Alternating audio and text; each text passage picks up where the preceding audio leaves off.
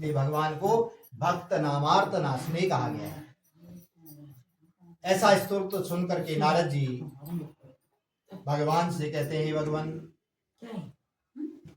आप इस प्रकार से अनंत हैं, आदि मध्य और अंत से रहित हैं। ऐसा सुन करके भगवान कहते हैं, नारद किमर्थ आगतो असि त्वं किंग मनसि वर्तते कथ्यस्व महाभाग तत्सर्वं कथ्यामिति। नारद भगवान कहते हैं, नारद तुम किस लिए आए हो और क्यों इस प्रकार से मेरी स्तुति कर रहे हो? जबकि सब जानते हैं नारद जी क्यों आए, लेकिन फिर भी पूछ रहे हैं। और नारद जी कहते हैं, प्रभु भगवान मृत्यु लोके जना सर्वे नाना क्लेश संयुक्ता नाना योनिषु समुद्रा संचिते पाप कर्मणि तत्कथन समेना सदुपायं तत्सर्वं सर्वं तत्सर्वं कृपायास्तु देवतमे। नारद जी कहते हैं, हे भगवान आप सब जानते हैं, उसके बाद भी अपने भक्त को नाम देना चाहते हैं, क्योंकि भगवान सीधे किसी के लिए कुछ नहीं करते हैं, वो एक माध्यम बनाते हैं। आज नारद जी को माध्यम बनाया है संसार के कल्याण के लिए। इससे नारद जी कहते हैं, भगवान आप सब जानते हुए भी मुझको नाम देना चाहते हैं, तो मैं बताता हूँ। मैं आज तीनों लोकों का भ्रमण करते हुए जब आया, तो जैसे ही मनुष्य लोक में अर्थात मृत्यु लोक में पहुंचा, वहां की दयनीय स्थिति है। क्या है? मनुष्य मात्र स्वार्थ के कारण अपने सब को भूल रहा है, अपनत्व को भूल रहा है, नाना योनियों में उत्पन्न हो रहा है, नाना प्रकार के क्लेशों से युक्त है और दुख को प्राप्त कर रहा है। भगवान उनके उस दुख को दूर करने का कोई उपाय बताएं। तब भगवान कहते हैं, साधु प्रस्तुया स्वलोकानुग्रह कांक्षा यत् कृता मुझे मोहात् शुद्धम बदामि ते वृत्तिमस्तु महत्पुण्यम स्वर्गे मृत्यु च दुर्लभम तव स्नेहया वत्स प्रकाश ते धुना सत्यनाश्यम वृत्तम सम्यक विधान कृता शुद्धम सुखम मुक्ता परत्र मोक्षम महाप्न्यात्। भगवान कहते हैं, हे साधु, हे नारद, तुमने संसार के कल्याण की कामना की है, उससे मैं बड़ा प्रसन्न हूं। इसलिए तुम्हें मैं बताता हूं एक सुंदर व्रत। व्रत बने क्या है? खाली भूखा रहना व्रत नहीं है ना। कई लोगों की आदत है, आज सोमवार का व्रत, आज मंगलवार का, आज बृहस्पतिवार का है। उसका महात्मा मालूम नहीं है। व्रत क्या है? व्रत माने है 3 प्रकार की पवित्रता, मनसा, वाचा और कर्मणा। मन से पवित्र होना, वचन से पवित्र होना और कर्म से पवित्र होना। देखो, जिस दिन हम व्रत धारण करते हैं ना, सबसे पहले हम मन से पवित्र होता है। अगले दिन से ही लहसुन प्याज इत्यादि भी त्याग देते हैं। बोले कल व्रत है, मन पवित्र हो गया कि अपने आप ही मन में एक विचार आ गया कि कल व्रत लेना है, और व्रत के लिए हम सावधानियां शुरू कर देते हैं।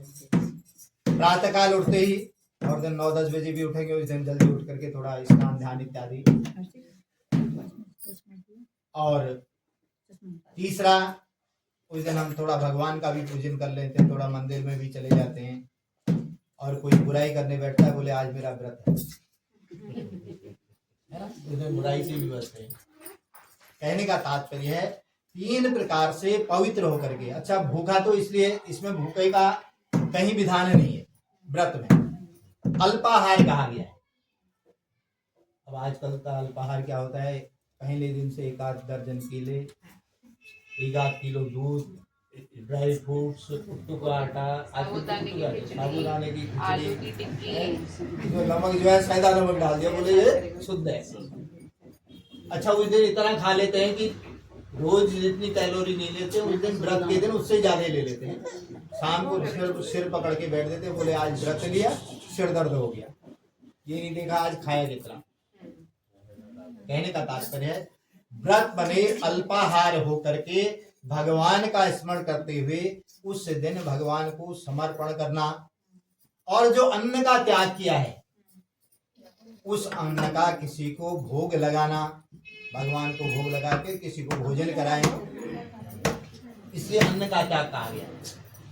अन्न का त्याग करके किसी को भोजन कराते हैं, किसी ब्राह्मण को, किसी बंधु बांधव को या किसी भिक्षुक को, तो उससे क्या है, उसकी आत्मा तृप्त होती है। और जहाँ आत्मा तृप्त होती है वहाँ सब प्रकार से पुण्य की प्राप्ति होती है।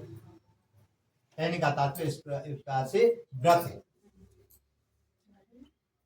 और यह व्रत जो है कह रहे हैं स्वर्ग और मृत्यु दोनों जगह दुर्लभ है, क्योंकि देवता भी कोई मनुष्य जैसा है वैसा ही देवता भी हैं। वो लोग कोई ऐसा वो नहीं है कि वहां से दोबारा फिर जन्म नहीं होता है। देवलोक ऐसा है, हमसे थोड़ा अच्छे कर्म किए वो देवलोक चला गया, देवता बन गया। और आना सबको इस कर्म भूमि अर्थात इस मृत्यु लोक में आना है। यहां से अच्छे पुण्य किए वो उत्तम लोगों को गया, वहां से पुण्य क्षीण हुए दोबारा फिर यही जन्म होता है। यहाँ इतना है कि उसके अलग अलग कर्म के अनुसार उसकी यहाँ स्थिति दिखाई देती है। जो अच्छा कर्म करके गया होता है, अच्छे लोग से आता है, उसको अच्छा घर बार मिलता है, धन्य धान्य से परिपूर्णता होती है, परिवार में सत्कार्य होते हैं और वो उसको करता हुआ भी उत्तम लोग पा जाता है। अगर उसके बाद भी अच्छा घर, अच्छा परिवार, अच्छा साधन मिल गया, उसके बाद भी वह कर्म नहीं करता है तो फिर वो अधोगति को जाता है। ये कर्म का फल। अधोगति माने नरकों की प्राप्ति हो गई है ना। नरक और स्वर्ग यहाँ भी है। एक अच्छे कुल में अच्छे घर में जन्म हो गया, अच्छा वातावरण मिल गया, खाने के लिए अच्छी अच्छी चीजें मिल रही, सटर व्यंजन मिल रहे, तो वो भी स्वर्ग की अच्छी।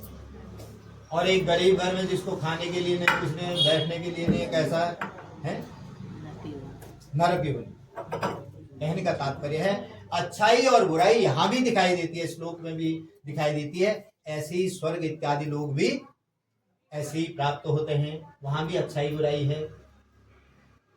कहने का तात्पर्य इस प्रकार से भगवान ने नारद जी को कहा। तो नारद जी कहते भगवान यह व्रत क्या है, क्या इसका फल है, क्या विधान है, किस प्रकार से इस व्रत को करना है, विस्तार पूर्वक मुझे बताएं। भगवान कहते हैं हे नारद, दुख शोक आदि समनम, धन धान्य प्रवर्धनम, सौभाग्य संततिकरम, सर्वत्र विजय प्रदम। यह व्रत कैसा है? दुख और शोक का नाश करने वाला, धन धान्य को प्रदान करने वाला, सौभाग्य और संतान को देने वाला, सब प्रकार से विजय प्रदान करने वाला। अब इसकी ज्यादा क्या चाहिए आदमी, है ना। दुख शोक न हो, धन धान्य बना रहे, सौभाग्य संतान अच्छी हो और सब प्रकार से जिस कार्य को करें उसमें विजय मिले। तो कह रहे यह सब प्रदान करने वाला यह व्रत है। यस्मिन कस्मिन दिने मृत्यु भक्ति श्रद्धा समन्विता। और जिस किसी दिन भी, इसके लिए दिन बार या कोई मुहूर्त देखने की आवश्यकता नहीं है, जिस दिन मन में भक्ति और श्रद्धा उत्पन्न हो जाए इस व्रत को कर सकते हैं। विशेष कर इस व्रत के लिए है निशा काली, सायंकाल जो है इस व्रत के लिए विशेष बताया गया है। वो अभी क्यों बताया गया है? क्योंकि पहले के समय में दिन भर कार्य, शाम को फुर्सत हो जाती है ना। अभी थोड़ी देर में स्कूल के लिए जाना होगा, बच्चों को स्कूल से लाना, मन स्थिर नहीं रहता, दिन में कभी भी मन स्थिर नहीं रहता। इसलिए निशा काल, सायंकाल में, इसलिए आपको छुट्टी है, कहीं जाना नहीं है, आराम से बैठ करके कथा का श्रवण कर लेते हैं, इसलिए निशा काल कहा गया। ब्राह्मणे बांधव सहित धर्म तत्पर, ब्राह्मण बंधु बांधवों सहित धर्म में तत्पर होकर के इस व्रत को करें और इसके लिए सुंदर नैवेद्य बनाएं। नैवेद्य कैसा है? रंभा फलम घृतम सीमम गोधूम से चूर्णकम। रंभा फल, केले के फल। क्यों कहा गया है रंभा फल? केला कभी कड़वा खारा नहीं होगा, सुमधुर सुस्वादु सुकोमल। क्योंकि यह कपिला गौ के रंभाने से जो लार टपकती है उसके कीचड़ से अर्थात कर्दम से इसकी उत्पत्ति हुई, इसलिए इसको कदली फल भी कहते हैं। रंभा फल, कदली फल। तो यह जो है भगवान को अति प्रिय है, भगवान का एक संदेश है। ऐसा व्यक्तित्व भी भगवान को प्रिय है। सुमधुर, अच्छा बोलने वाला, सुकोमल, अच्छे स्वभाव वाला, और सुस्वादु, सबका प्रिय। ऐसा व्यक्तित्व को भगवान को प्रिय, इसलिए केला। दूध, दही, घी, शहद और शक्कर, ये पंचामृत है। इसका भी अनुपान है। जितना दूध लेते हैं, ये जीवन में भी कर सकते हैं, जितना दूध हम दिन भर में लेते हैं उसका आधा दही लेना चाहिए और उसका आधा घृत घी, और घी का आधा शहद, शहद का आधा शक्कर।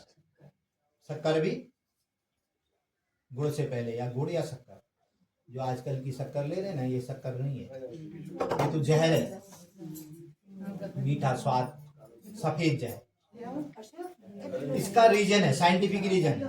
दूध तेज और पुष्टि को देता है, दही अम्ल क्षार का प्रतीक है, रोग प्रतिरोधक क्षमता को बढ़ाता है, और घृत तेज और पुष्टि को देता है। शहद जो शुगर है उसको कंट्रोल करता है, क्योंकि इंसुलिन बनाने की क्षमता शहद में है। आजकल का जैसा शहद तो नहीं। शहद क्या है, जो कार्तिक का वैसे सबसे बढ़िया शहद माना जाता है। कार्तिक के फूलों से कड़वापन भी होता है उसमें और मधुरता भी होती है। तो उस समय जो फूल खिलते हैं ना, हमारे पहाड़ों में नहीं, क्वैंक फूल हुई ना, उसके फूल में कड़वाहट होती है, तो उसका जो मकरंद होता है उसको लेकर के जब मधुमक्खियां बनाती हैं तो वह शहद औषधि काम करता है, और जितना पुराना होगा उतना वो अच्छा माना जाता है। तो उसका अगर रोज 1 चम्मच लेते हैं तो वह इंसुलिन को, पहले लोगों की किसी को शुगर सुना कभी नहीं होता। ऐसी ही शक्कर है। गुड़ कितना खाते थे पहले, 2.5 किलो की भेली आती थी, 25, 30, कभी शुगर होता था? शुगर का काम क्या है, जो शक्कर है, ये शक्कर या गुड़ है, इसका काम क्या है, इसमें